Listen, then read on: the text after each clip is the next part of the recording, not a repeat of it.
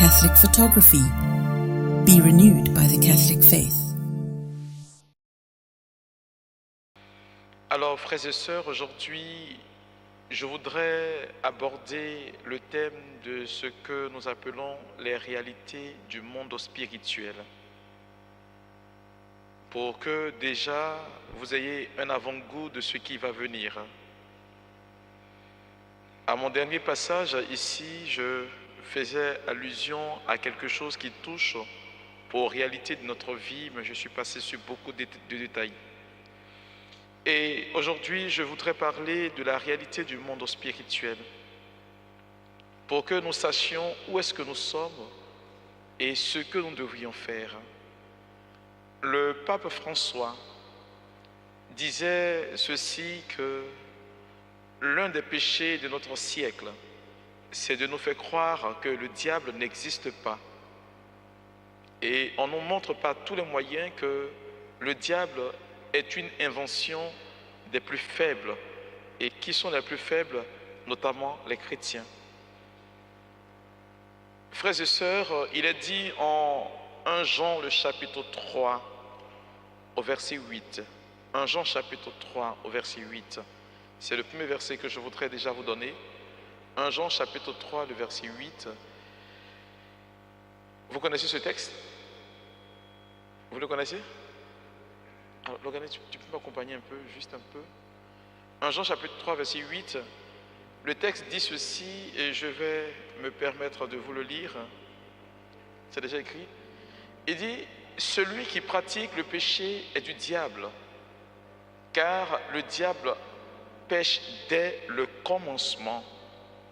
Or, c'est pour détruire les œuvres du diable que le Fils de Dieu est apparu. Celui qui nie l'existence du diable nie ipso facto la présence de Jésus-Christ dans notre monde. Ce sont deux réalités qui vont ensemble. Que vous le vouliez ou pas, si Dieu existe, c'est que Satan est là. Et si Jésus est venu dans notre monde, c'est pour vaincre le diable. Mais l'une des choses que je voudrais que nous puissions connaître, il n'a pas dit que c'est pour tuer Satan qu'il est arrivé. Regardez bien le texte. Or, c'est pour détruire les œuvres du diable que le Fils de Dieu est apparu. Je voudrais d'ores et déjà vous signifier que le combat que nous menons sur la terre, ce n'est pas de tuer Satan. On n'a même pas ce devoir-là. La preuve en est que Jésus, qui a autorité sur lui, est venu, il a vu, il a laissé et puis il est parti. L'Apocalypse vous dit ceci, qu'il arrivera un temps où ce dernier-là sera enchaîné pour l'éternité. C'est pourquoi nous prêchons sur les choses qu'il fait et qu'on appelle ses œuvres. C'est parce qu'il impacte négativement notre vie. Et beaucoup de personnes aujourd'hui se trouvent entremêlées dans ce que le diable fait sans pour autant connaître la profondeur, et puis on prête liberté à beaucoup de mentalités qui ne cadrent pas et ne collent pas avec ce que Dieu veut. Alors je voudrais commencer par vous dire ceci. Il existe ce que nous appelons deux mondes. Le monde matériel dans lequel nous vivons et le monde spirituel qui a été conçu avant notre monde. Vous avez certainement entendu la maxime qui vous dit ceci: c'est le spirituel qui commande le physique. Cela vient du fait du livre de la Genèse. Genèse chapitre 1er, à partir du verset 1 et suivant. Vous allez voir que cette maxime existe bel et bien. Même si elle n'est pas écrite dans la Bible, elle est dite tout simplement dans ce que la Bible est en train de nous dire. Il est dit ceci: au commencement, Dieu créa le ciel et la terre. La terre n'était que chaos et vide. Il n'y avait de ténèbres à la surface de l'abîme.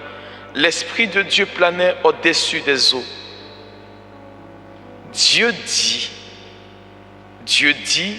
qu'il y ait la lumière, et il eut la lumière. Vous voyez, entre le fait que Dieu va dire et puis la chose va venir à l'existence, il y a un décalage.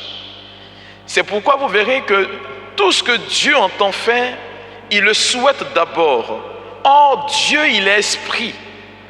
Et le souhait de Dieu ne se réalise qu'après. Et donc, si le souhait de Dieu ne se réalise qu'après, cela voudrait dire quelque part que tant que Dieu n'a pas commandé dans le monde spirituel, le monde matériel ne peut pas prendre forme. Vous comprenez, non? C'est la raison pour laquelle vous verrez que ceux qui travaillent pour la cause du diable, avant de venir contre-attaquer physiquement des personnes, vont commencer déjà à préparer cela spirituellement. Celui qui marche dans le naturel, dans le normal, ne peut pas dominer le monde. Ce n'est pas possible. Ce n'est pas chose faisable. Parce que la fondation du monde, elle est d'abord spirituelle. Et donc, si vous voulez quelque part prendre possession d'un héritage matériel, il faut d'abord que cet héritage soit spirituel. C'est pourquoi vous verrez que les grands hommes, les grandes personnalités ont forcément un lien avec le monde spirituel. Et aujourd'hui, on se rend bien compte que malheureusement, il existe des sectes et des formes de courants de pensée qui travaillent pour la cause de Satan. Et ces pensées-là, aujourd'hui, ont eu une base dans le monde spirituel. C'est ainsi que notre monde a été conçu. Dieu crée le monde d'abord spirituel. Et comme vous pouvez connaître dans le discours de l'Église sur les démons et les anges, qu'on appelle l'angélologie ou la démonologie, c'est parlant du monde après la vie sur terre, vous allez voir que Dieu crée le monde spirituel. Quand il se permet de créer le monde spirituel, il en est le seul maître. Lucifer, de son étymologie qui veut dire ange de lumière, va tout de suite dans le projet de Dieu de créer le monde matériel, penser un seul instant que c'est lui qui en serait le propriétaire. Luc chapitre 10, le verset 18. Ce dernier va penser qu'il allait constituer pour Dieu le responsable du monde matériel dans lequel nous vivons. Et quand il se rend compte que le projet de Dieu n'est pas de confier le monde dans lequel nous vivons à lui, Lucifer, il entre en rébellion. Du coup, une guerre éclate dans le ciel entre l'archange Michael et lui et ses suppôts. Mais comprenez que, étant donné que Lucifer est un ange qui est déchu, donc il devient automatiquement un démon. Ce qui voudrait dire qu'il a les propriétés et les aptitudes d'un ange normal. Ce qui est intéressant, c'est Dieu, c'est que quand Dieu octroie quelque chose à quelqu'un, il ne reprend pas. C'est pourquoi vous verrez que les adeptes du démon, qui est Lucifer, maîtrisent mieux leur forme de vie dans laquelle nous nous trouvons aujourd'hui du monde, du point de vue spirituel. Alors, il a dit ceci, Jésus dit, il leur dit, je regardais Satan tomber du ciel comme un éclair. Donc la chute du diable n'est même pas de tout de suite, c'est depuis l'origine. C'est depuis l'origine. Et pour caricaturer cela, vous allez voir que dans le livre de la Genèse, en Genèse le chapitre 3, à partir du verset 1er, on va commencer par nous faire dire qui est Satan. Genèse chapitre 3, c'est ça, hein? Oui. À partir du verset 1er, allons-y. Le serpent était le plus rusé de tous les animaux des champs. On a dit le serpent était le plus rusé de tous les animaux des champs Que Dieu avait fait. Voyez, comprenez que quand on parle de serpent dans l'étymologie, dans la mentalité juive, on parle de la ruse, on parle de la tromperie, on parle de ce qui ne corrobore pas avec Dieu. Dès lors, quand Lucifer qui incarne la présence du serpent à l'origine, c'est dit qu'il est rusé. Qu'est-ce qu'il fait par la suite? Il dit à la femme, Dieu a-t-il vraiment dit, vous ne mangerez aucun des fruits des arbres du jardin? Pause. Alors, je voudrais que nous soyons tous sur la même longueur d'onde. Voilà comment est-ce que fonctionne le monde dans lequel nous vivons. Lorsque nous avons été créés, en Genèse le chapitre 1er et suivant, vous verrez qu'on dira qu'on était créé à partir de la chair, de la terre, de l'humus. Vous comprenez? Et donc, la chair de l'homme tend vers les choses terrestres. Pour qu'il y ait contact entre le monde matériel et le monde spirituel, il faut qu'il y ait une ouverture au niveau du monde matériel. Je m'explique dans un français terre à terre. Le diable, dès l'origine, Dieu fixe les règles, de sorte à ce que ceux qui sont dans le monde spirituel n'aient pas accès au monde dans lequel nous vivons. Et nous qui sommes dans le monde matériel, n'ayons pas accès au monde spirituel. Pour que cela se produise, il faut qu'il y ait une ouverture, une porte. Et la porte que nous créons généralement, c'est cette porte dont le diable est en train de mentionner ici. Continue. La femme répondit au serpent, nous mangeons du fruit des arbres du jardin. Le diable, on dit que c'était le plus rusé. Saint Jean de la Croix dit que c'est celui-là qui est capable de vous dire 9 vérités de suite. Et la 10e chose, c'est tout de suite un mensonge. Regardez l'insinuation qu'il produit. Dieu vous a-t-il dit de ne pas manger? Pourtant, il sait que Dieu a défendu à l'homme et à la femme de ne pas manger du jardin, du fruit de l'arbre qui est au milieu du jardin. Et donc, qu'est-ce que le diable va faire? Il va inciter, c'est-à-dire par une technique pour leur dire, est-ce que Dieu vous a défendu? Est-ce que Dieu a dit de ne pas manger? Et qu'est-ce que la femme dit? Cependant, en ce qui concerne le fruit de l'arbre qui est au milieu du jardin, Dieu a dit, vous n'en mangerez pas et vous n'y toucherez pas, sinon vous mourrez. Sinon, vous allez mourir. Voilà comment est-ce que le diable produit. Continue.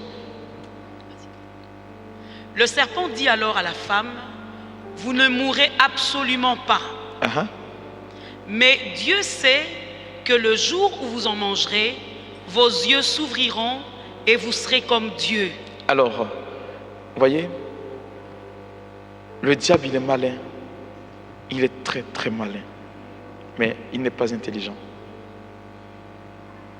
Oui, il est malin, mais il n'est pas intelligent. Lorsque vous regardez ce que le diable est en train de faire avec la femme, il est en train d'inciter la femme, et aujourd'hui, nous avec, à poursuivre dans le même but. Comme je vous l'ai dit, c'est une seule porte qui permet malheureusement aux démons d'entrer dans notre vie. Et cette porte-là, c'est l'adverbe. Si vous mangerez, vos yeux s'ouvriront et vous serez comme le comme. Voici le fondement de notre péché. Refuser d'être ce que nous sommes, alors que Dieu nous a créés chacun individuellement.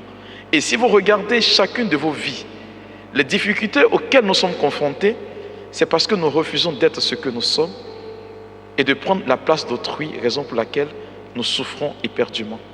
Être comme tel, être comme celui-ci. Et le diable le sait pertinemment.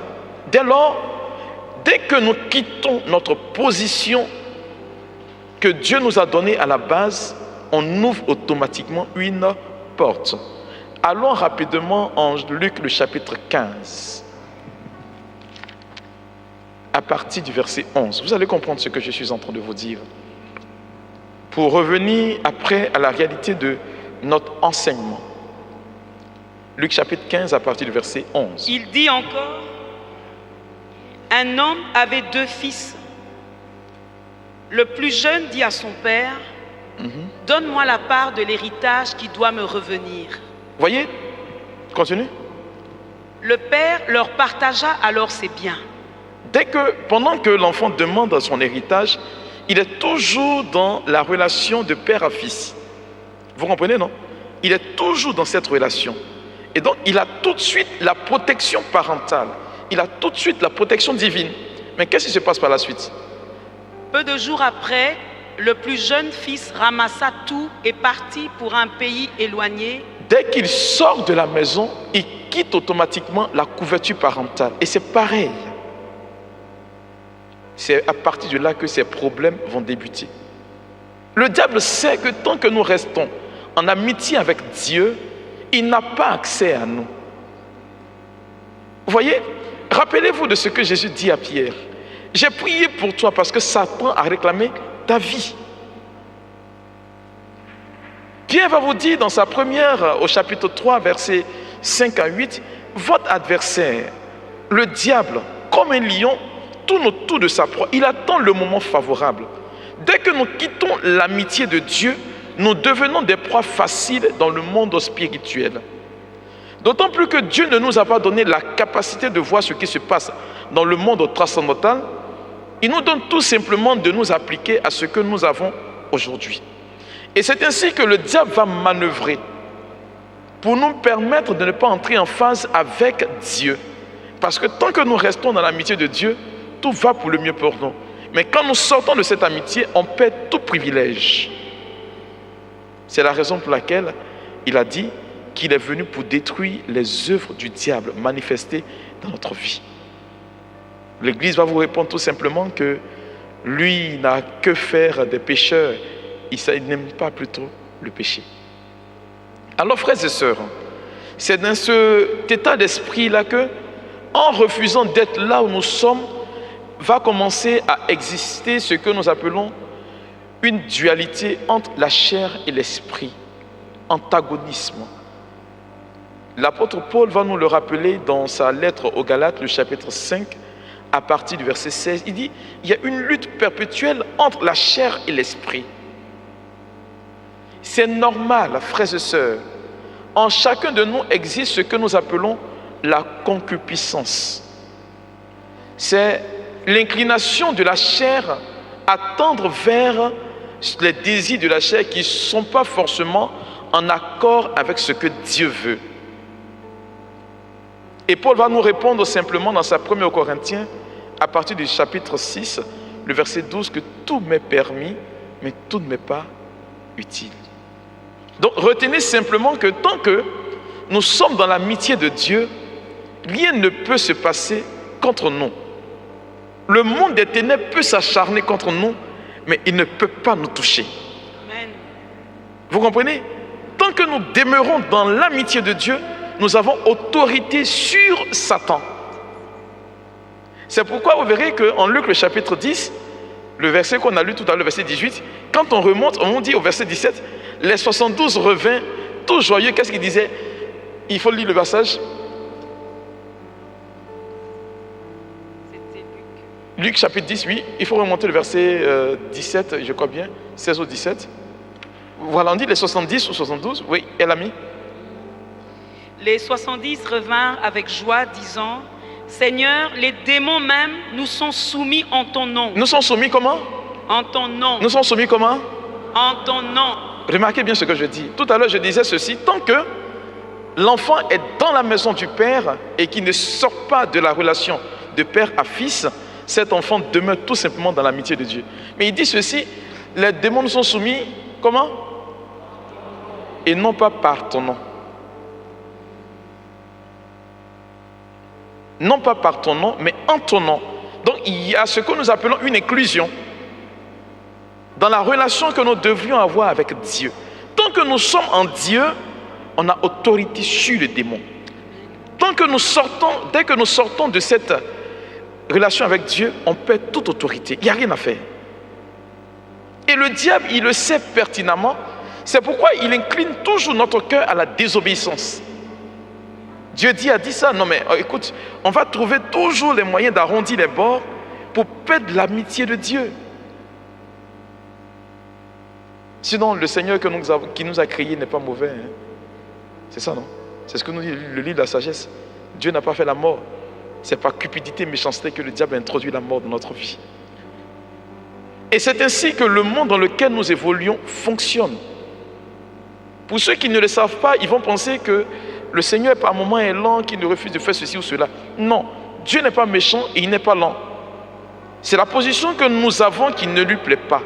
Et comme cette position ne lui plaît pas, on n'entre pas forcément en phase avec lui. Dès lors, quand nous ne sommes pas en phase avec Dieu, on devient une cible, une proie facile pour le diable. C'est pourquoi, entre autres, quand je vais revenir sur l'enseignement sur les autels, je vous parlerai des pièges que le diable nous tend. Allons par exemple en Éphésiens, par exemple. C'est ça, non? Éphésiens chapitre 4.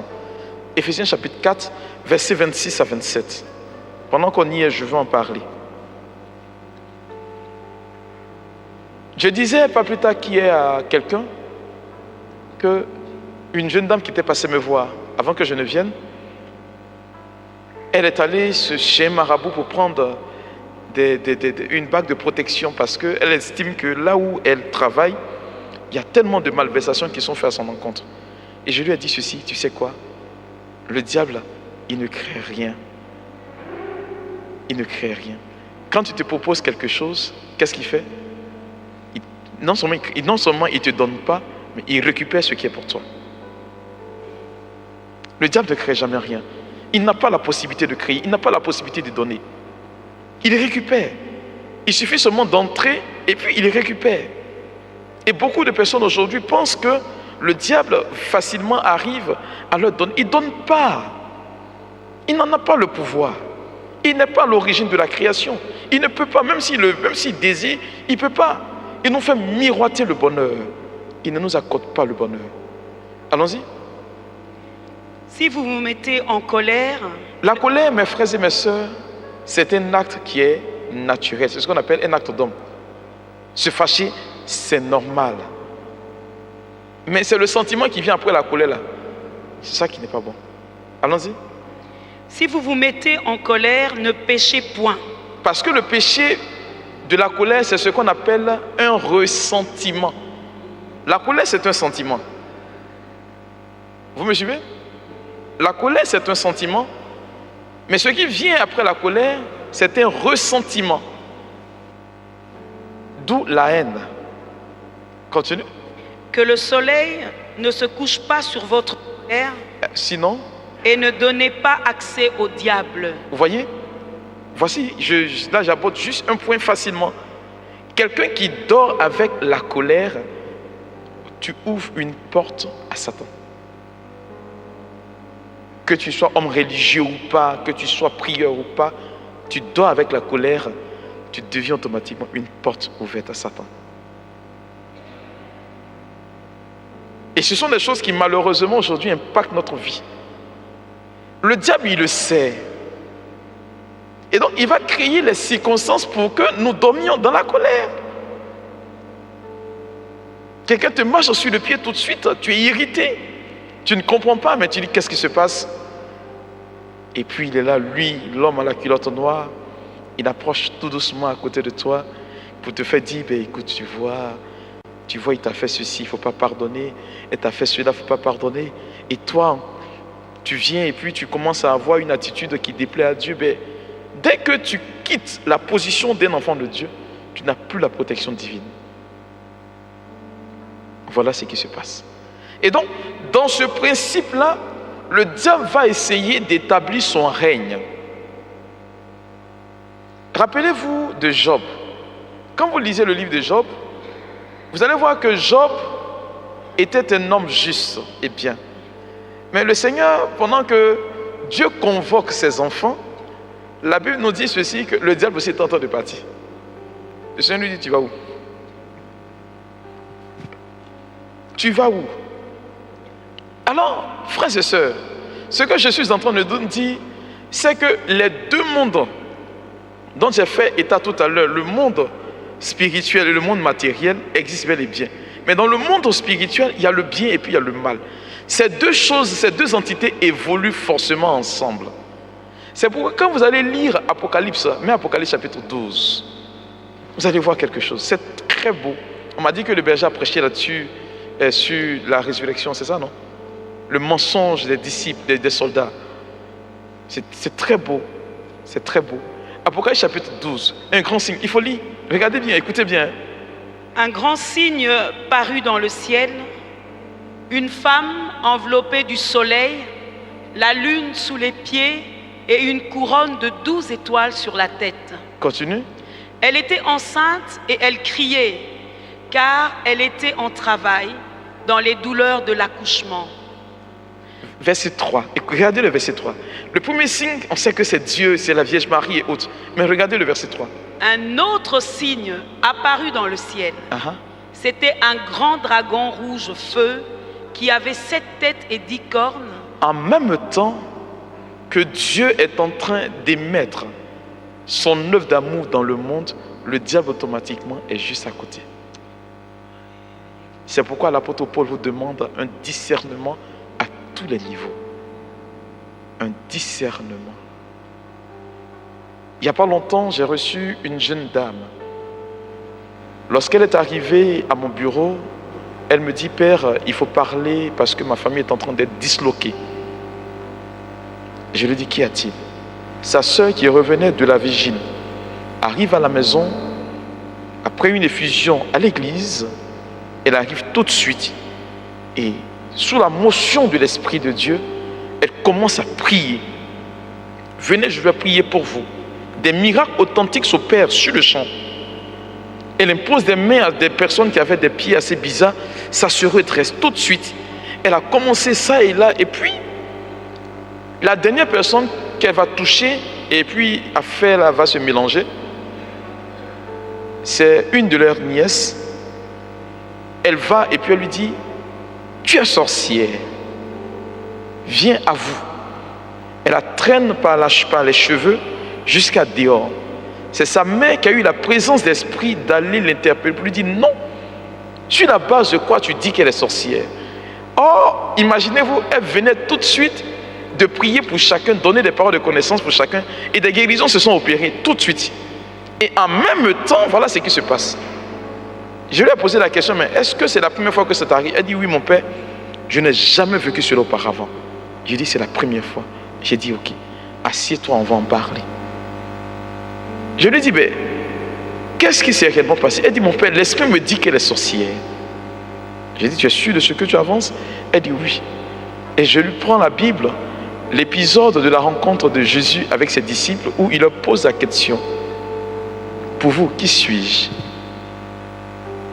Pierre prend la parole et dit, tu es le Messie, le Fils du Dieu vivant. Et par la suite, Jésus va lui dire, ce n'est ni la chair ni le sang qui te l'ont révélé. Et quand Jésus annonce sa mort future, qu'est-ce que Pierre fait? Seigneur, ça ne t'arrivera pas, je refuse. Parce qu'il voyait un intérêt pécuniaire là. Il voyait, voilà. Et qu'est-ce que Jésus a dit? Quelqu'un qui venait de confesser tout de suite que Jésus est Fils de Dieu, Satan a envahi son cœur. Il faut discerner. Il faut discerner en toutes choses. Et il faut mettre Galates chapitre 5, le verset 22, s'il te plaît. Pour mieux comprendre ce que Dieu fait et qui n'entre pas dans la logique de ce que Satan peut produire. Satan, il ne peut pas produire les choses de Dieu. Non. Galates chapitre 5, le verset 22. Lis. Mais le fruit de l'esprit, c'est l'amour, la joie, la paix, la patience, la bonté, la bienveillance, la foi, la douceur, la maîtrise de soi. Vous voyez? Toutes ces choses citées, voilà ce qui vient de Dieu. En dehors de ça, ça ne vient pas de Dieu. C'est pourquoi je m'insurge souvent contre ces hommes de Dieu qui ont des révélations selon lesquelles il y a telle ou telle personne qui en veut à ta vie. Le Saint-Esprit ne peut pas donner une parole de connaissance pour inciter à la division, pour inciter à la peur, pour inciter au chaos. Ça ne vient pas de Dieu. Peu importe ce qu'on dira, ça ne peut pas venir de Dieu. Ce n'est pas possible. Ça n'est pas dans le schème de Dieu. Parce qu'il n'y a pas la haine là-dedans, regardez bien. Il n'y a pas la division. Il n'y a pas la discorde. C'est plutôt l'amour, l'unité, l'entente. Et donc, il faut tout de suite définir ce qui vient de Dieu et ce qui vient du démon. Et moi, j'ai pour habitude de le dire que lors d'un enseignement, que quand Dieu donne une parole de connaissance, c'est pour deux choses précises. Inciter la personne en question à se convertir ou à annoncer simplement les choses que Dieu veut accomplir plus tard. Hormis ces deux choses-là, le reste, ça vient du démon. Amen, amen. Et lorsque le diable établit son règne dans notre vie, il y a des choses qui vont se faire. Et quand le diable établit ces choses dans notre vie, ça peut malheureusement impacter la vie de tout un chacun d'entre nous ici. Vous comprenez? Ça peut agir malheureusement sur notre vie matérielle. J'approche maintenant du thème qui m'a été proposé. Je vais aborder, donner l'introduction sur les autels. Marc chapitre 5, à partir du verset 1er. Ils arrivèrent à l'autre bord de la mer, dans le pays de Gadaréniens. Dès que Jésus fut hors de la barque, un homme vint à sa rencontre. Il sortait des tombeaux et il était animé par un esprit impur. Pause. Vous voyez ici, le thème dit animé. Il y a le thème de il était possédé par un esprit impur. Alors, il faut savoir que dans le monde spirituel, dans le monde de la démonologie, il y a 4 formes d'exercice de Satan sur la vie des enfants de Dieu. 4 formes. Il y a premièrement ce que nous appelons la possession. La possession, c'est lorsque la volonté de la personne est annihilée par le diable. Autrement dit, tu as donné ta volonté à Satan. Telles que les personnes qui opèrent dans des sectes, qui ont atteint un certain degré, ceux qui opèrent par exemple dans la sorcellerie, qui pratiquent la sorcellerie. Jean Pliat disait ceci, que lorsqu'un sorcier commence sa phase d'initiation, il est possédé par 16 démons. À chaque étape qu'il franchit, il y a 16 démons qui viennent encore s'ajouter. Ce qui voudrait dire qu'un sorcier est possédé d'office. Et donc, il y a la phase de possession. Cette personne agit comme un animal. Autrement dit, pas comme un être humain. Sa force se décuple. Sa façon de parler change. Elle commence à dire des langages anciens. Et il y a beaucoup de paramètres qui rentrent avec. Et aujourd'hui, vous allez voir que la société dans laquelle vous vivez a souvent ce genre de forme-là, où la personne, on dit qu'elle tombe dans un état second. Mais en réalité, ce n'est pas un état second. C'est une forme de possession. Mais les exorcistes vous diront ceci, que sur 100 cas, il y a ce qu'on appelle peut-être un seul cas qu'on peut trouver, où réellement, ce sont des cas de possession. Ça, c'est le discours il y a 10 ans en arrière. Mais aujourd'hui, le règne de Satan est en train de s'étendre. Et de plus en plus, on a des cas de possession. Je dis bien, de plus en plus, on a des cas de possession. Et le diable, il le sait. Il fragilise l'être humain en son intérieur pour venir s'installer. D'autant plus que l'homme est constitué de corps, âme et esprit. Ce qui fait la jonction entre l'âme et le corps, c'est l'esprit. Donc, déstabiliser l'esprit de quelqu'un, c'est permettre au Satan de vouloir s'asseoir dans la vie de cette personne. Et donc, vous allez voir des personnes qui sont réellement possédées. Et l'un des signes qui tout de suite s'offre, c'est que ces personnes-là ont en aversion tout ce qui est religieux. Un possédé ne peut pas venir s'asseoir là et puis rester normalement. Ça va déranger. Il ne peut pas entrer dans une église, il ne peut pas toucher quelque chose de saint. Ce n'est pas possible. Il y a aussi ce que nous appelons l'oppression. Bon, je parle d'abord de l'oppression. L'oppression, vous voyez, c'est, quand on dit oppression, c'est ce qui est extérieur qui exerce une pression. Et dans les formes d'oppression, vous allez voir par exemple, vous êtes à la maison et généralement vous avez entendu parler des maisons hantées. Des maisons, vous déposez par exemple, tu sors, tu déposes la clé sur la table, tu montes rapidement, tu descends pour récupérer la clé, elle a disparu de la table, elle est peut-être à la salle à manger. C'est l'exercice que le diable a sur une personne, mais pas sur elle intérieurement, mais extérieurement. Contrairement à la possession qui est interne. Donc il agit sur les objets, tout ce qui est extérieur à la personne. Et ça, j'ai envie de vous dire ceci, qu'il faut faire attention. Il faut faire beaucoup attention aux vêtements que vous portez, aux choses qui vous touchent, tout ce que vous avez. L'Église a prévu un canevas pour la bénédiction de tout objet. Si on bénit les animaux, c'est qu'on peut bénir tout objet. Je me souviens, j'ai été à un mariage en Afrique et le cadeau qu'on avait offert aux mariés était envoûté. J'étais à table et puis on m'a demandé de venir pour bénir les cadeaux que les parents souhaiteraient que les enfants portent, les habits traditionnels. J'arrive et ce qui se passe dans mon esprit tout de suite, je demande de l'eau bénite, de l'eau je bénis tout de suite et puis je prie et puis le Seigneur me dit asperge.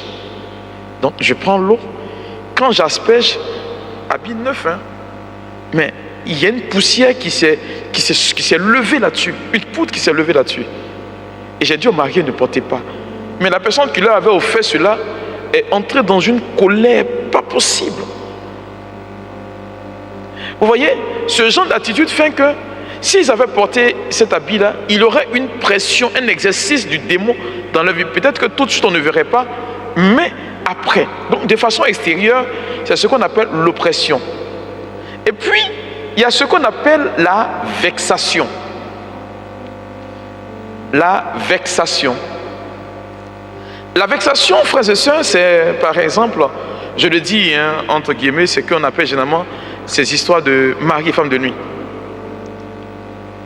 C'est-à-dire que tu es maîtresse de ton corps, maîtresse de ton âme, maîtresse de tout, mais en même temps que tu es maîtresse de tout cela, il y a des choses qui t'arrivent. Tu sais que c'est intérieur, mais tu ne maîtrises pas cela.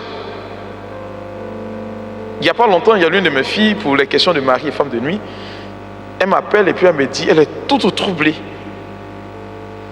En plein hiver, elle dort au chaud. Quand elle se réveille le matin, elle est toute nue. Elle se rend compte que la couette a été pliée, déposée à son cheveu, ses habits retirés, pliés et déposés à son cheveu. Donc elle se réveille la nuit, elle voit qu'elle est nue.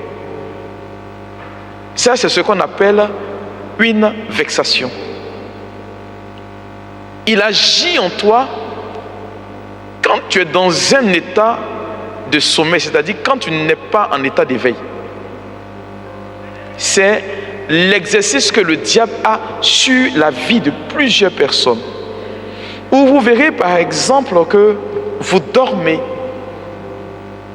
et pendant que vous êtes en train de dormir, on vous tape par exemple sur le genou. Avant d'aller dormir, vous n'avez pas mal. Quand vous levez le matin, vous sentez là où on vous a tapé une douleur sur le champ. C'est une vexation. C'est le diable qui est en train d'exercer cela sur vous. Et cela pas nécessairement et naturellement de ce que nous appelons dans le langage démoniaque une forme d'envoûtement. Où on peut téléguider quelque chose sur ta vie de façon lointaine. Parce qu'on a quelque chose de toi qui touche à ton corps, qui touche à ta vie. Amen, amen. Je sens que vous êtes trop concentrés. Ça peut aller. Et puis la dernière forme que l'Église nous définit, c'est ce qu'on appelle l'infestation. L'infestation. L'infestation, c'est le fait que beaucoup de personnes qui, malheureusement, aujourd'hui ont, par exemple, la colère. Tu dois fâcher. Et puis ça crée en toi un autre comportement. Rappelez-vous de ce que Jésus a dit. Quand Judas a pris la bouchée, qu'est-ce qui s'est passé? Satan est entré tout de suite dans son... Judas n'était pas possédé. C'est une infestation. C'est-à-dire le diable a tout de suite agi sur la volonté de Judas à cause d'un intérêt que Judas avait pour de l'argent. Donc, l'infestation peut intervenir par exemple par le désir, j'ai envie de dire controversé, de quelque chose qui ne plaît pas à Dieu. Et cela va malheureusement aujourd'hui avoir un impact sur votre vie. Des gens qui ont un groupe prononcé par exemple pour les choses de ce monde. C'est pourquoi vous allez voir que les textes de maintenant vont dire non, qu'il faut vous conformer aux réalités spirituelles, aux réalités d'en haut et non pas aux réalités de la terre. Et beaucoup de personnes aujourd'hui vivent cela malheureusement, et je le dis bien. Alors, c'est ce que nous voyons. Il faut revenir en Marc.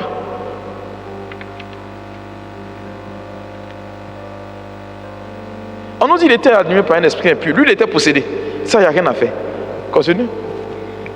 Cet homme habitait dans les tombeaux et personne ne pouvait plus l'attacher, même avec une chaîne. Voyez, c'est la manifestation de ce qui il n'est plus humain.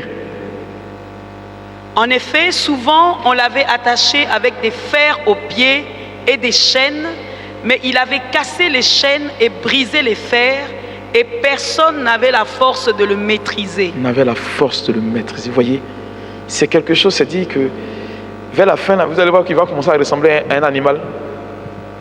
Il n'est plus humain. Mais parce que Satan a établi en lui son règne. Satan a établi en lui son règne. Il était sans cesse, nuit et jour, dans les tombeaux et sur les montagnes. Il criait et se blessait lui-même avec des pierres. Il vit Jésus de loin, accourut, se prosterna devant lui et s'écria d'une voix forte. Il s'écrie d'une voix forte. Écoutez bien. Que me veux-tu, Jésus, fils du Dieu très haut? Je t'en supplie au nom de Dieu, ne me tourmente pas. Pause. Voyez que le démon sait qui est Jésus-Christ, mais il ne croit pas en lui.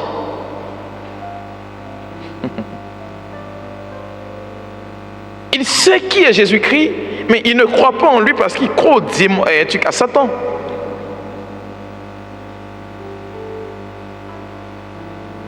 Il connaît l'autorité de Jésus-Christ. Il connaît l'autorité de Jésus-Christ. Continue. En effet, Jésus lui disait, sors de cet homme, esprit impur. Sors de cet homme, esprit impur. Le pape François disait ceci, que lorsque vous êtes en face de ce genre d'esprit où tu es en face de Satan, n'entre pas en conversation avec lui. On ne discute pas avec le démon. Non. Tu ordonnes, il obéit. C'est dans sa nature de nous obéir. Qu'il le veuille ou pas, c'est dans sa nature de nous obéir. Donc, tu n'as pas à discuter avec lui. Tu n'as pas à venir. Non. Et généralement, lorsque ces genres de cas se produisent, beaucoup se laissent malheureusement intimider quand ils sont en séance de prière de délivrance. Il disait, sors esprit impur. Mais vas-y, la suite, c'est la suite qui m'intéresse. Il lui demanda, quel est ton nom? Doucement. Quel est ton nom? Alors, je disais ce matin au berger, et je vous le dis à vous, ce qui donne l'autorité à un enfant de Dieu de pouvoir chasser un démon, c'est la connaissance que j'ai de ce démon-là. Je connais mon adversaire, je peux le vaincre. Je ne le connais pas, je ne peux pas le vaincre. C'est pourquoi le diable prend le soin de nous étudier avant de venir nous attaquer. Parce qu'il sait comment est-ce que nous fonctionnons, il sait où est-ce que nous sommes assez faibles pour pouvoir venir nous attaquer. Non. Il ne peut pas venir t'affronter s'il ne sait pas comment est-ce que tu fonctionnes. Et malheureusement, nous sommes là et beaucoup parmi nous, on essaie de tuer Satan, de vaincre ses œuvres. On prie contre le diable, mais laissez-moi vous dire, tu ne sais pas comment est-ce que le diable t'attaque, tu ne sais pas quel esprit qui t'attaque, tu es perdu dans la chose. Monte, il faut descendre, tu ne pourras pas. Et le diable, il est percutant là-dessus. Il prend la peine de t'étudier. Il sait que, par exemple, si tu fais ça, tu vas tomber. Et donc, c'est pas là qu'il t'entraîne. Il ne t'entraîne pas ailleurs. Là où tu faibles le plus, c'est là que le diable, lui, te conduit. C'est pourquoi Jésus se permet de demander le nom. Quel est ton nom? Tu as affaire à quel genre d'esprit? À quel type de démon as-tu affaire? Parce que c'est facile de dire Satan. Satan, laissez-moi vous dire, c'est un nom empirique qu'on colle à tout ce qui est mauvais. Tu as quel type de démon?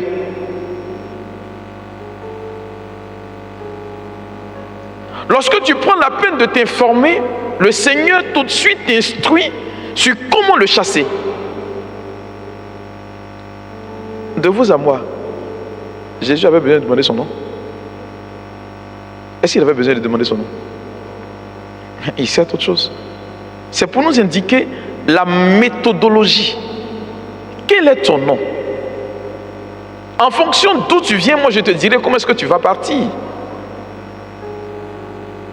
Alors, il dit, mon nom est Légion, car nous sommes nombreux, répondit-il. Point. C'est là que je voudrais maintenant intervenir. Mon nom est Légion. Le diable et ses suppôts, le démon n'a pas les mêmes aptitudes que le Saint-Esprit.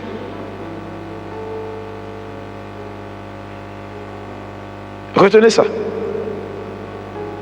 L'Esprit de Dieu peut descendre et se reposer sur nous tous ici. Le diable ne peut pas venir, un démon ne peut pas entrer dans la salle et puis nous posséder nous tous. Il n'a pas la capacité. Il n'a pas l'aptitude. Par contre, plusieurs démons ont la possibilité de venir habiter la vie d'une personne. C'est pourquoi vous verrez que pour certaines personnes sur qui on pratique la prière d'exorcisme, on peut mettre plusieurs années. Et même dans le phénomène des esprits de mari et femme de nuit, il existe multiples formes de mari de nuit pour une même personne. Tu peux avoir à toi seul 10 maris de nuit.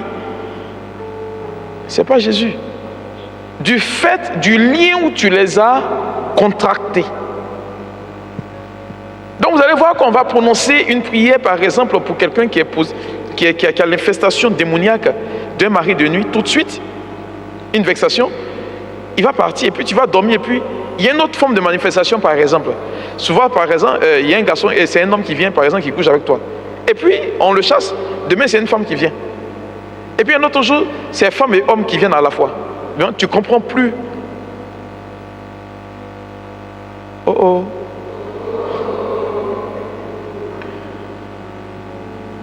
Ces choses-là, il faut que vous le sachiez. Et là, on nous dit qu'il se nomme Légion. Légion, vous savez, c'est combien d'hommes? 6000 hommes dans l'armée romaine. On est à l'époque de Jésus. Donc, figurez-vous que 6000 démons ont réussi à habiter la vie d'un être humain. Aïe, aïe, aïe.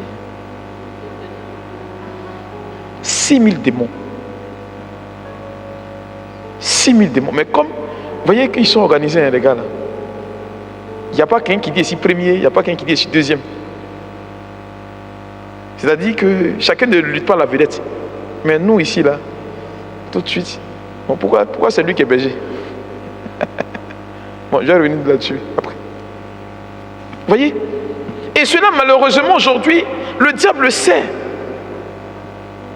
Mais comment comprendre que des personnes qui appartiennent à une même réalité ou à une même cellule familiale, tout le monde vit une infestation démoniaque au même niveau? Il y a problème. Si le démon n'a pas une aptitude à posséder plusieurs personnes, c'est qu'il y a quelque chose de plus grand qui commande et qui tient toute la famille.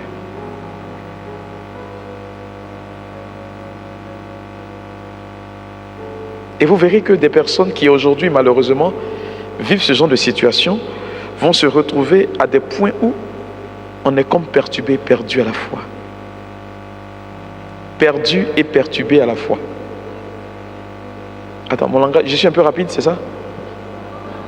Aujourd'hui, comme la dernière fois, la bergère Coucou dit, j'ai parlé rapidement, donc j'ai commencé à parler tout doucement pour que vous puissiez comprendre. Ça peut aller.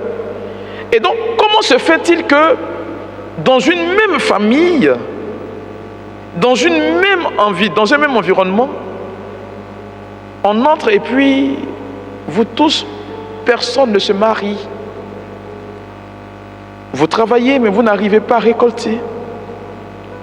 On prie, mais c'est le même démon qu'on chasse. C'est la même réalité qui se produit. c'est qu'il y a un problème. Mais je voudrais vous dire ceci, que derrière un démon, il y a celui qui le commande.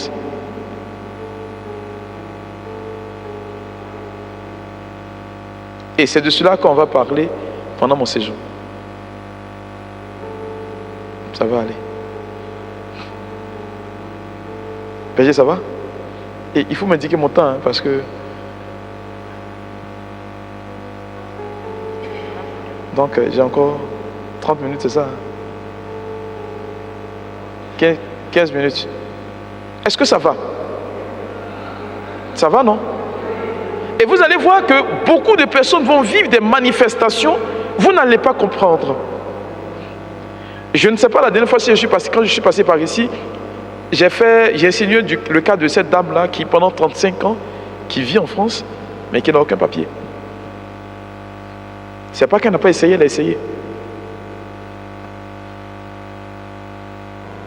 Ce sont des réalités aujourd'hui qui touchent à votre vie, où vous travaillez, même en Belgique ici, peut-être que vous percevez de l'argent, quand vous faites vos calculs,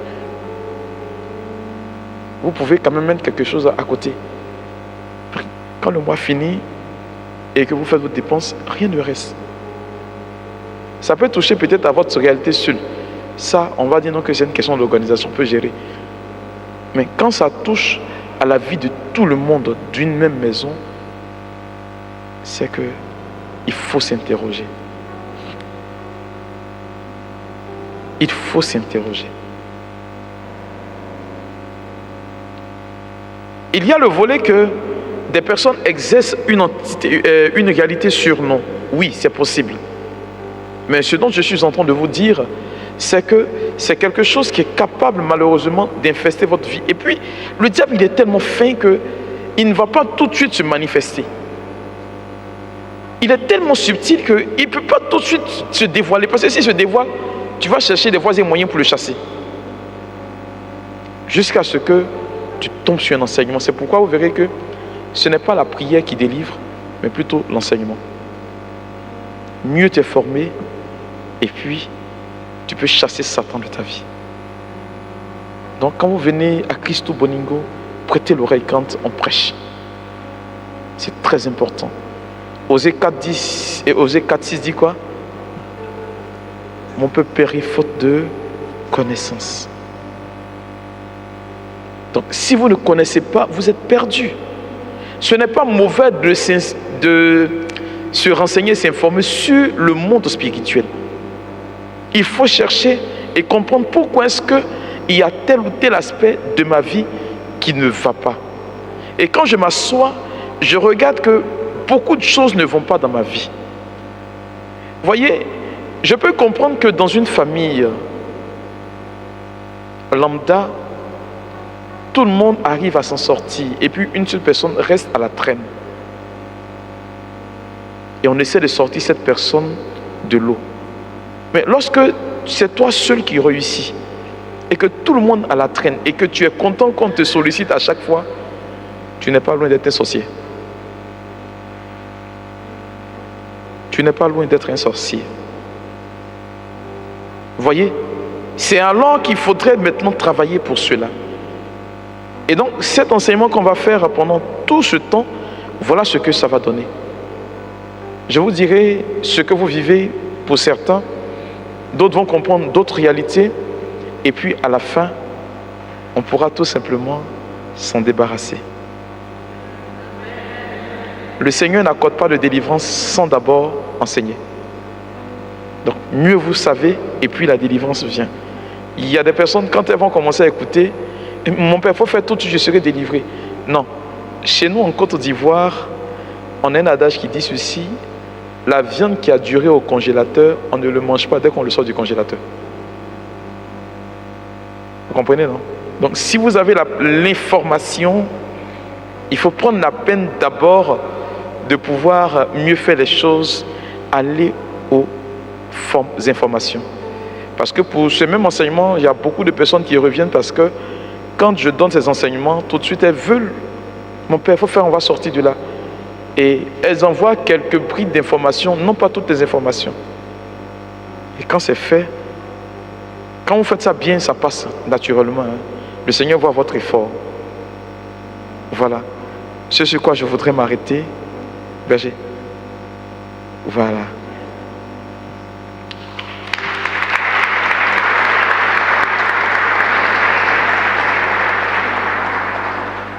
Demain, c'est ça, non?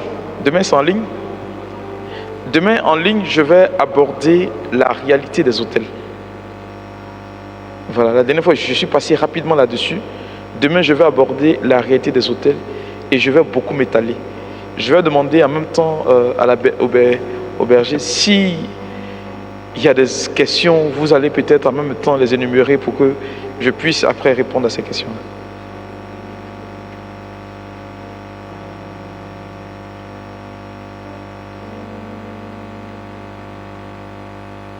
Amen, amen. Alors, qui veut se prêter aujourd'hui pour être la main de Dieu? Qui veut devenir la main de Dieu pour écraser le diable là où il est, dans ses moindres retranchements et autres? Voilà, on va se mettre debout.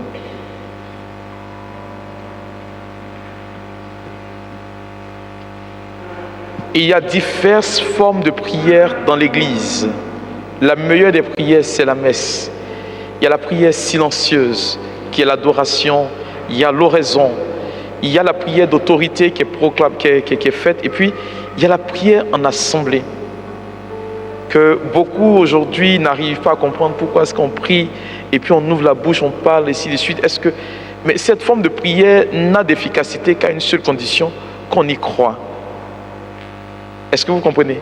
Ce n'est pas parce que je dis qu'il faut répéter que tu vas répéter. Si tu ne mets pas de foi à l'intérieur, tu vas beau répéter, ça ne servira à rien. Est-ce qu'on est d'accord? Est-ce que ça va? Alors prie avec moi, dis avec moi: Seigneur, je te rends grâce. Et je voudrais te dire merci pour l'ouverture d'esprit que tu me fais aujourd'hui. Seigneur, sur la base de cet enseignement, je voudrais que tu ouvres mon esprit et que tu l'adaptes aux réalités de ma vie. Tu m'as établi de par mon baptême comme héritier de la grâce divine. C'est pourquoi je voudrais, Seigneur, marcher dans cet esprit, marcher dans cet entendement et dire aux démons que je ne suis plus sous son emprise. Je voudrais, Père, que par l'autorité qui m'est conférée, que tu m'accordes la motion de ton esprit. Seigneur, je voudrais fermer toutes les portes spirituelles de ma vie. Ces portes qui donnent l'occasion à Satan d'entrer dans mon existence. Je voudrais les chasser de ma vie et me recommander à ta divine protection. Tu m'as enseigné aujourd'hui, c'est pourquoi je marche dans cet enseignement. En ton nom, Père, je commande à tout ce qui ne confesse pas ton nom de quitter ma vie, de quitter mon entourage, de quitter mon environnement. Seigneur, j'ordonne que ta croix vienne s'implanter dans ma vie. En cet instant précis, je déclare que je suis ton enfant. Tu as déclaré dans ta parole que tu m'as donné le pouvoir de marcher sur serpents et scorpions et sur toute la puissance du diable. Et rien ne pourra nous nuire. Seigneur, sur la base de cette parole, je réclame la puissance du Saint-Esprit, l'autorité divine qui brise le joug de malédiction. Alors tu vas ouvrir la bouche et demander l'autorité qui brise le joug l'onction particulière. Ouvre la bouche. Prie, s'il te plaît. N'attends pas que je te dise quelque chose. Prie, demande l'autorité. Prie, s'il te plaît. Que le Seigneur vienne rentrer dans ton cœur maintenant. Réclame à Dieu cette présence, s'il te plaît.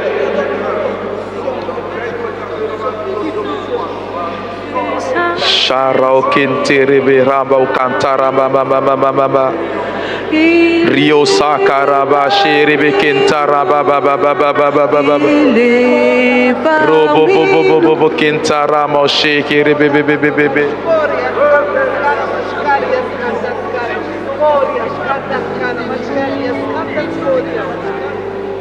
Amen, amen. Et maintenant tu vas lever les mains vers le ciel. La Bible déclare ceci, que l'Esprit de Dieu n'est pas la propriété de quelqu'un, car il souffle là où il veut, comme il veut, quand il veut. Lève simplement la main et désire sa présence, tout simplement. Je prie le Seigneur de te remplir maintenant. Arrête de prier, désire sa présence en levant simplement les mains. Il est parmi nous, il est parmi nous. Seigneur, je te rends toute la gloire, je te dis merci pour ta majesté. Je prie, Père, que tu leur accordes l'autorité maintenant de marcher sur les forces des ténèbres. Donne-leur de faire une expérience particulière. Donne-leur de faire une expérience exceptionnelle. Que de leur bouche, Seigneur, sorte du feu. Que leurs actes intimident le démon. Remplis, Seigneur, tes enfants maintenant. Merci, Seigneur, de les remplir de ta présence. Tu es le Dieu souverain, tu es le Dieu qui garantit la victoire. Je prie, Père, de les toucher chacun là où ils se trouvent. Regarde leur vie, remplis leur existence. Je prie, Seigneur, de changer la physionomie de leur vie. Merci de les visiter en cette heure précise. En ce moment où, Seigneur, tu nous garantis le succès en toutes choses. L'onction de Dieu est parmi nous. Elle est parmi nous. Seigneur, merci de souffler maintenant. Elle est parmi nous. Elle est parmi nous. Lève bien les mains, s'il te plaît. Dieu est parmi nous. Lève bien les mains. J'aime ce Dieu-là qui est bon, qui est merveilleux. J'aime ce Dieu qui est capable de toutes choses. Cette ouverture d'esprit qu'il est en train de me donner maintenant, cette connexion particulière. Seigneur, tu es le Dieu vivant et vrai.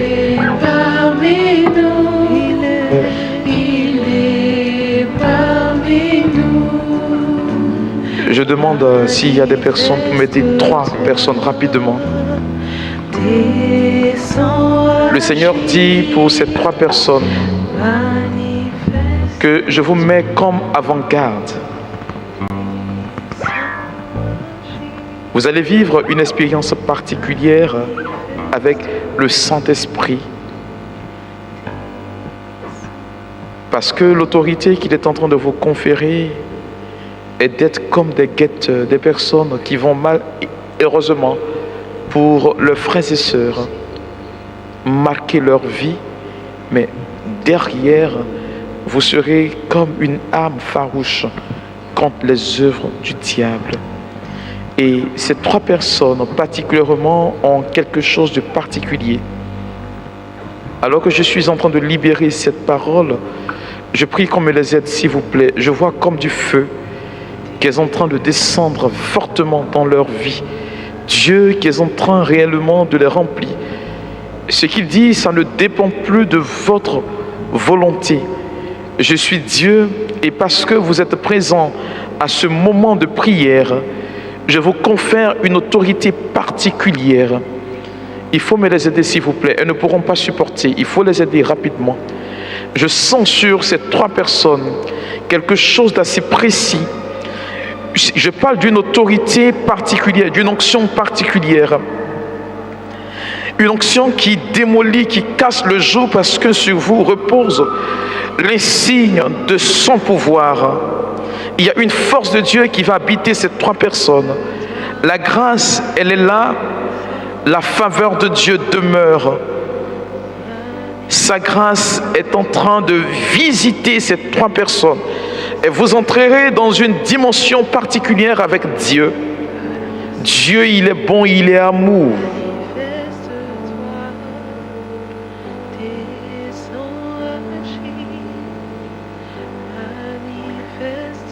Il y en a une précisément, il faut l'aider s'il vous plaît. Elle va souffrir si vous ne l'aidez pas. Regardez sur sa vie, le Seigneur est en train de lui donner quelque chose de nouveau. C'est un feu qui va embraser toute sa vie. Je vois cette personne en train de prier, prier fortement et comme du feu qui sort de son langage, la prière que tu seras en train d'adresser à Dieu sera telle que Dieu lui-même va précéder tes pas dans la prière.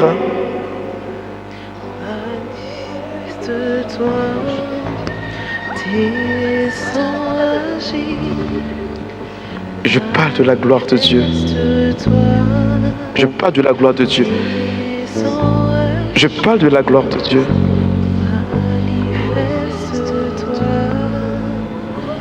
Berger, pardon, il faut m'identifier quelqu'un rapidement. Depuis qu'elle était toute petite, cette personne, le Seigneur l'a cachée. Il a caché. Il a même vraiment caché. Et là maintenant, il permet qu'elle puisse éclore. Vous voyez, quand on libère quelque chose et que cela porte son fruit, je ne sais pas où tu te trouves, mais je vois sur ta vie comme quelque chose de tout particulier.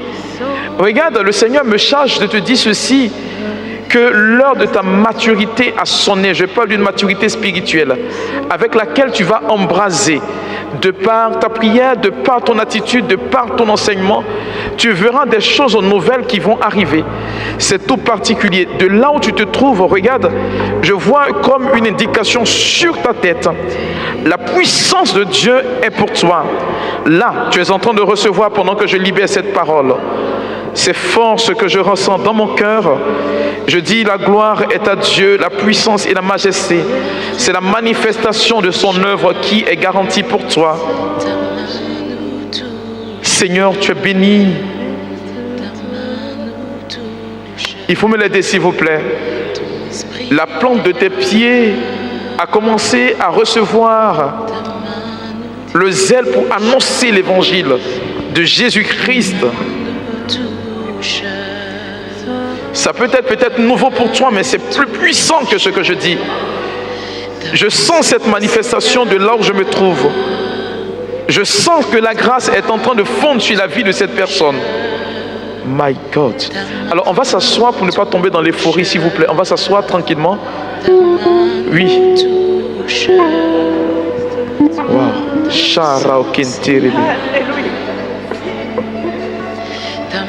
La manifestation de la bonté de Dieu pour cette personne.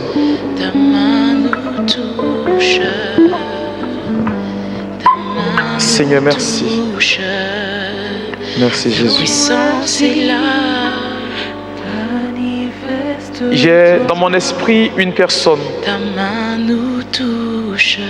Une personne qui, écoute bien, il n'y a pas longtemps tu as fait un rêve. Je ne sais pas quel document tu as vu, mais tu as vu le document à moitié. Et les bordures de ce document étaient comme rongées par des insectes. Est-ce que tu peux venir vers moi? Parce que tu vis une réalité assez particulière où tout ce que tu fais n'entre pas en accomplissement. Ça ne vient pas totalement. Ça commence et ça s'arrête. Il n'y a pas longtemps que tu as fait ce rêve-là. Est-ce que tu peux venir vers moi? Je vais prier pour toi. Ce message, il est très clair dans mon esprit. N'attends pas, s'il te plaît. Viens, je vais prier pour toi. C'est plus fort que ce que je dis. Il n'y a pas longtemps, tu as fait un rêve où tu as vu des documents administratifs qui étaient comme dévorés, mais à moitié. Et il y avait comme des sauterelles. La Bible dit que Dieu est puissant et fort, il est merveilleux. Je lui rends toute la gloire. Berger, tu vois, là où tu te trouves, reste là s'il te plaît. Dans l'environnement dans lequel tu te trouves, il y a une personne à qui le Seigneur est en train de conférer une autorité spirituelle. Tu vas brûler comme Élie.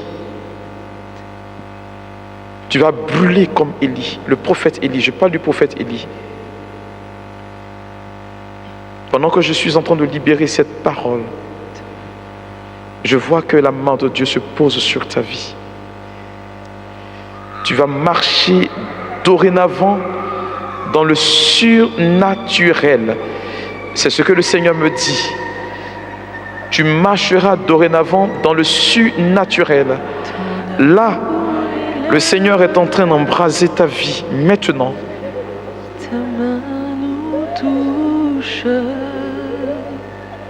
Ta main nous touche. Sa gloire est là. Ta main nous touche.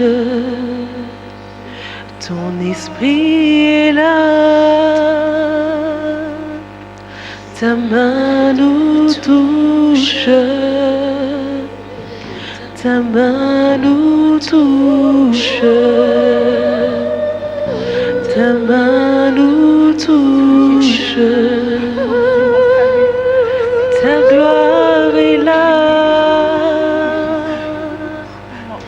Ta main nous touche. Ta main nous touche. Ta main nous touche. Ton esprit est là. Ta main nous touche. Ta main nous touche. Ta main nous touche. Ton amour est là. Ton amour est là. Ta main nous touche. Ta main nous touche. Je veux prier pour cette jeune dame. Alors, tout était clair. C'était clair pour ton mariage futur. Et là, tout est en train de partir en fumée. Pour ton mariage futur. Je ne veux pas aller plus loin. Hein.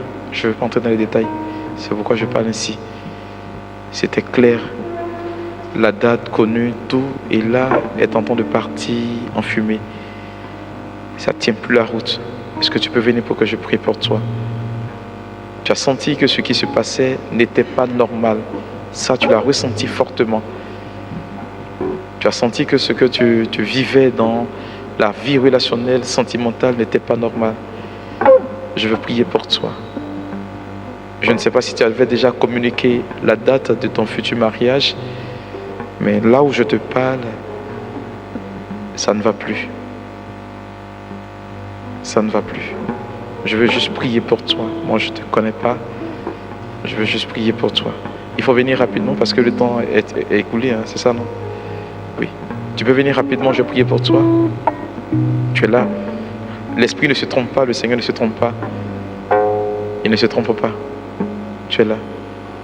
Je ne sais pas tu es à quel niveau, mais aujourd'hui, tu vis dans une incertitude totale en ce qui concerne ta vie sentimentale, alors que tout était calé. C'est une jeune dame, c'est précis dans mon esprit. Tout c'est incertain, aujourd'hui c'est incertain. Tout était calé. Mais tu as l'impression que c'est pas normal. Ça seulement tu le sais. Ça seulement tu le sais. Je veux juste t'aider dans la prière. Si tu es là, tu peux venir. Dieu me dit que tu es là. Il faut venir, n'aie pas peur. Je vais prier pour toi. avec toi. Père, tu domines les tempêtes. Je suis tranquille car tu es là. Je suis tranquille car tu es là. Je suis tranquille, car tu es là. Je suis tranquille car tu es là. Tu es tranquille, car Dieu est là. Tu es tranquille, car Dieu est là. Nous sommes tranquilles, car Dieu est là. Nous sommes tranquilles, car Dieu